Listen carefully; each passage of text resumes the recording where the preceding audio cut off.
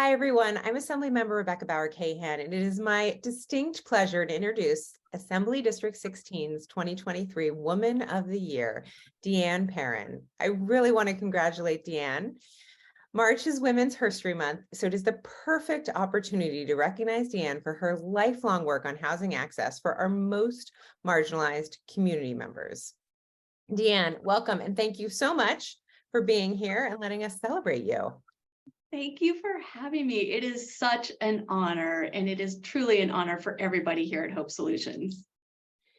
So I don't know if you know this, but when I was a young lawyer, worked on homeless advocacy as an attorney, and it's something I'm incredibly passionate about. And so we really wanted to honor you today for your long career devoted to helping underserved communities and homeless individuals.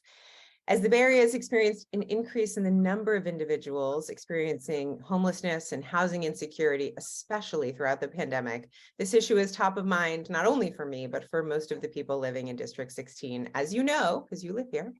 And your work on housing began a long time ago with the critical work you did with foster youth. The statistics of those transitioning out of foster care and into housing insecurity is sobering. Can you talk a little bit about that reality and what you did to help solve that problem? Absolutely. Yeah, you're absolutely right. Transition age, foster youth, probation youth, homeless youth in general are at very high risk of long-term homelessness if we don't get right in there and help create a new trajectory for them. We have about 460,000 kids living in foster care in our nation, about 60,000 in California, and about 7,000 in that 18 to 21-year-old range. So there's a lot of young people who are growing up in the foster care system. And as you said, the statistics are not great. They are at very high risk of long-term homelessness, poverty, being victims of crime. And so it's really important that we intervene at that critical juncture and help prevent kids from ever ending up in the homeless system and put them on a completely different life trajectory.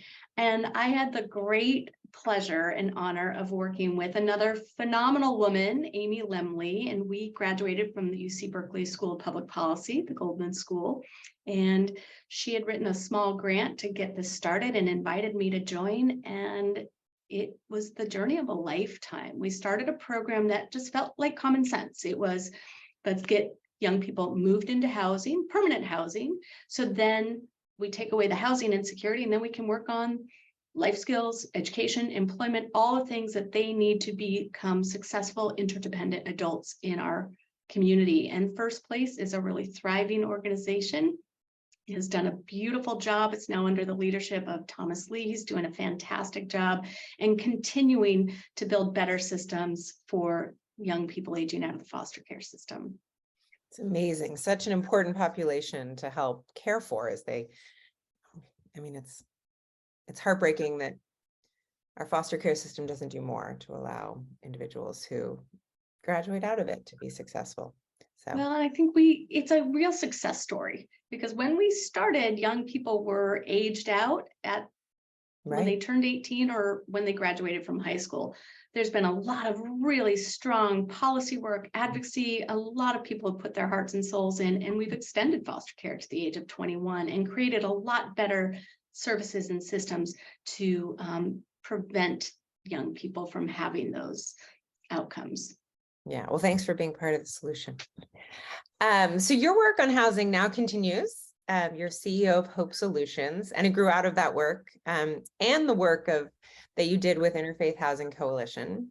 So tell us a little bit about Hope Solutions, how it came to be, what drove you to stay focused on housing access, and what you're hoping to accomplish as Hope's leader.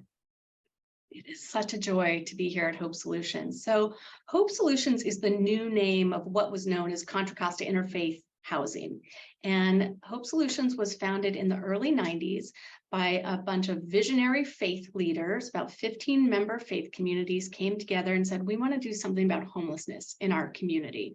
And so they started this project. And the first initiative of what is now Hope Solutions was building, purchasing, and rehabbing, in partnership with Mercy Housing, Garden Park Apartments, which is now just a beautiful facility in Pleasant Hill for 27 formerly chronically homeless families. It is the crown jewel in our service delivery system. We have added intensive support services, mental health support, on-site youth enrichment support, excellent property management, and families and children just thrive in that program. And so building on that sort of early success and those models, Hope Solutions now serves 2,200 folks across our county every year. We are serving everyone from children, families, veterans, homeless youth, seniors, just the gamut. And all of our approach is about permanent housing solutions, client-centered services, and then helping build a better system for all the folks that are coming through. So we really pride ourselves on being collaborative community partners in partnership with our county and other community-based organizations. I love that. And when we got on, you were very clear to say that this honor isn't just for you, it is for the entire team at Hope Solutions, and all that everybody that's a part of it does to address housing insecurity. So tell me about your team and tell me how you work together to solve this problem. You know, it is a labor of love for everybody involved at Hope Solutions, from the board to the staff to the volunteers. We have hundreds of volunteers who help drive our efforts as well. But our core program team, we've got 79 amazing humans on our team. 39% are people with lived experience, over 50% are BIPOC leaders. We're really working with people of and in the community to deliver all of these services. And the team, I can't even describe, they show up with love every day and respect. And our job is to accompany, to support the power of our residents and help them drive their own success. But we will do everything that needs to be done, sort of the way that, you know, we treat our residents the way I would treat my family or you would treat your family, holding them in high regard, treating them with dignity, respect, humility, compassion, and accountability, really helping people achieve their ultimate goals. I have one manager right now who we are serving a lot more seniors in our program, as that's a pretty rapidly growing population in our community of homeless, unfortunately. And so we're finding ourselves doing a fair amount of end-of-life care. And he has a client right now who has just been moved into hospice, and this manager has been working around the clock to connect him with his family, to bring that family who had their own limitations out so that they could actually visit with their loved one before he passes. And it's just, I've had people call and say, we're so grateful that our person died with dignity and with love and didn't die on the street. And that is a gift that, you know, you've given to all of us. And so that's just a small glimpse of how this team shows up and how they really take care of our residents. I love that. When I started working with the unhoused population in San Francisco, one of the things that my clients said to me the most was, I want to be seen. Yes. I don't feel seen. And it really struck me. And, you know, I think that it's really common for people to walk down the street and not see the unhoused as the humans that they are, the family members. And, you know, everybody deserves that dignity and love. So thank you for doing that. And I would say the other part of our team, so that's sort of the day-to-day bread and butter of what we're doing and showing up for people. We also have this phenomenal team doing some policy and organizing work. We have developed a resident empowerment program leader program, and we have 7 reps who are doing a lot of community listening, organizing, raising their voices in really important conversations about how these decisions get made, how we operate our system, what we can be doing better. And that is a really phenomenal part of the organization as well. I think this how we did it at First Place, and it's how we do it at Hope Solutions. We really have sort of dual purpose to obviously have a very positive impact on the lives of the people that we're serving, but to also use our skills, our expertise, our data, our resident voices to make sure the system is doing better. I love that. I was just happened to have the privilege of hearing Congresswoman Lee speak the other night, and she talked about disrupting systems. And I think it's such an important thing to listen to and to hear, because the systems have not been serving, our communities of color or underserved communities for a very long time. And we need to think more systemically about how we break those down and rebuild them in a way that they work for everyone. And the first step is listening to the people who are living in the systems, right? Absolutely. Really deeply listening. Mm-hmm. Yeah. Okay, so tell us what projects you want us to know about they're working on now, and what projects are you dreaming up in the future? We are so blessed that we work with a lot of community partners, but we're in this very close relationship with the Multi-Faith Action Coalition. And we are so blessed. We have the co-founder, the co-convener of the Multi-Faith Action Coalition, Jasmine Tarkoff, who is also serving as our Director of Strategic Initiatives. And what we are really focused on right now is building more housing that meets the needs of our folks. And so we are leaning into our faith community partners and longstanding relationships to look at putting small micro home communities on faith land, where we will own them, operate them, wrap them with support and services, let the faith communities partner with the faith community so they can do all the things that they do, which is do the community dinners and the volunteering, and find ways to build real communities of love and support on faith community land. And we've got a number of faith communities that are various stages of planning and design. The energy is amazing. The momentum is amazing. Jasmine has brought so much to this effort, and it's an idea whose time has come. So that is something we're really excited about. Yeah, no, that was actually one of the things that really struck me and wanted me to honor the work you're doing was the project you're opening in Walnut Creek. I think it's on the verge of being ready for occupancy, or is it?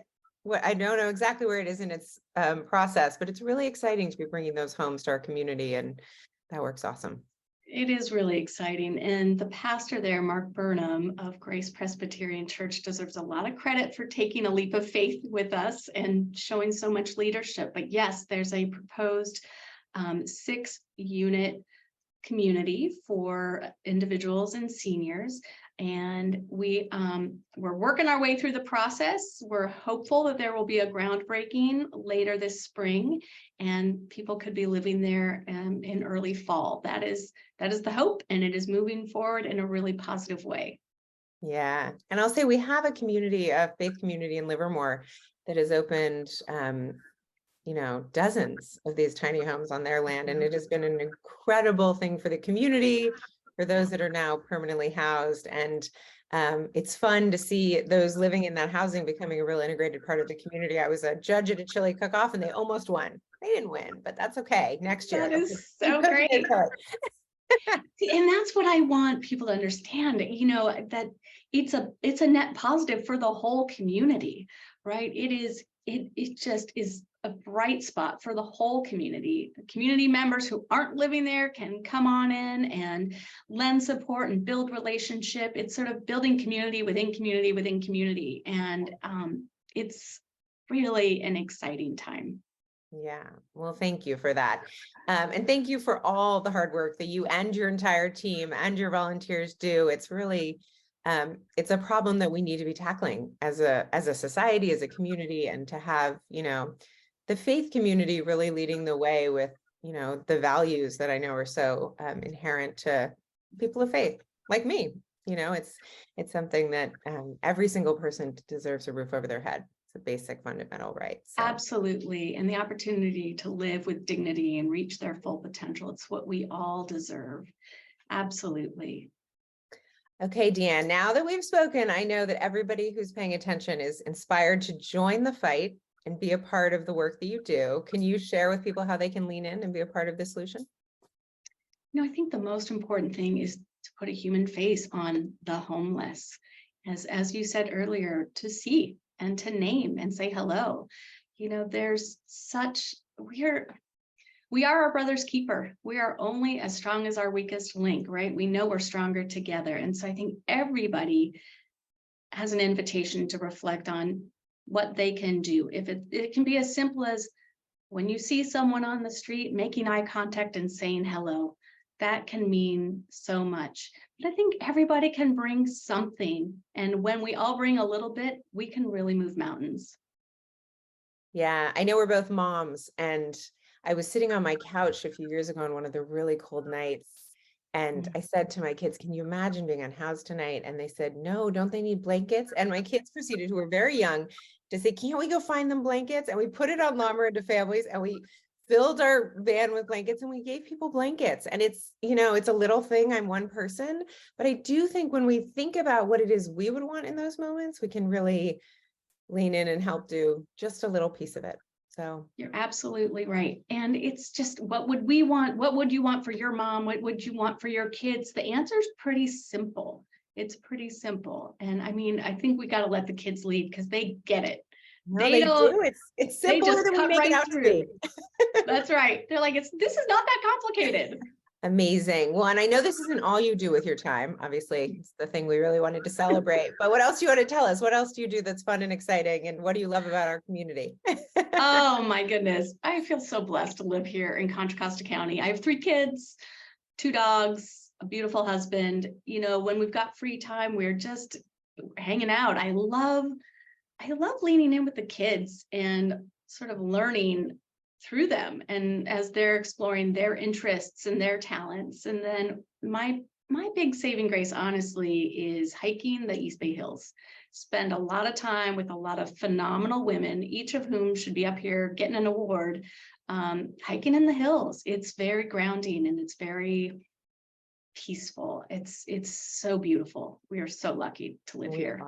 We are. We have beautiful open space and beautiful people surrounding us, and all of it coming together couldn't be Absolutely. a better way to fill your soul. So thank you so much for spending some time with me, for doing the work you do every day in our community. We are so lucky to have people like you who put their time, which is such a precious resource, and their soul and heart into the work that our community so deeply needs. So it's really an honor to honor you as our Assembly District 16 2023 Woman of the Year.